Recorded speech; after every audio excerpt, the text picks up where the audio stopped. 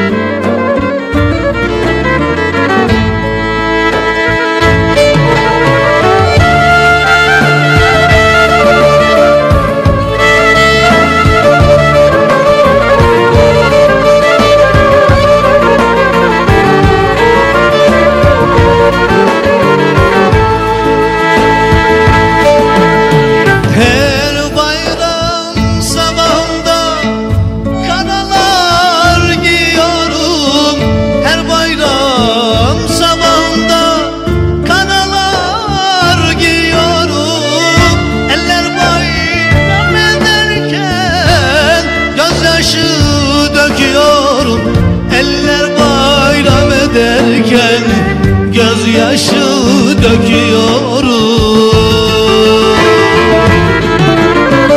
Ana desen ana yok, baba desen baba yok. Düştük yoldan altına, kolumuzdan tutan yok.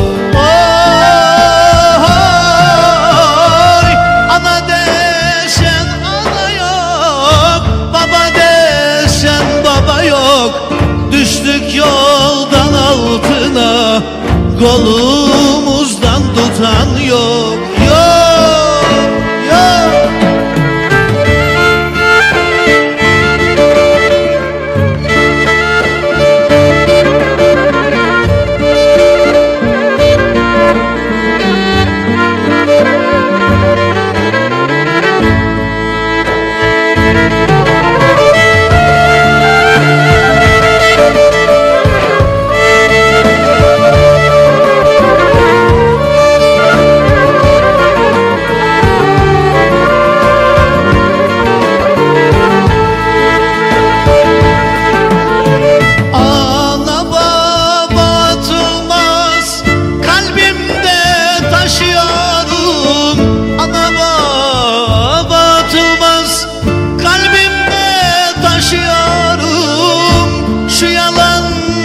Dünyada ben yetim yaşıyorum. Şu yalancı dünyada ben öksüz yaşıyorum.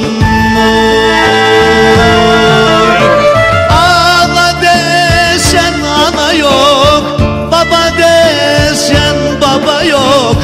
Düştük yoldan altına, kolumuzdan tutan yok.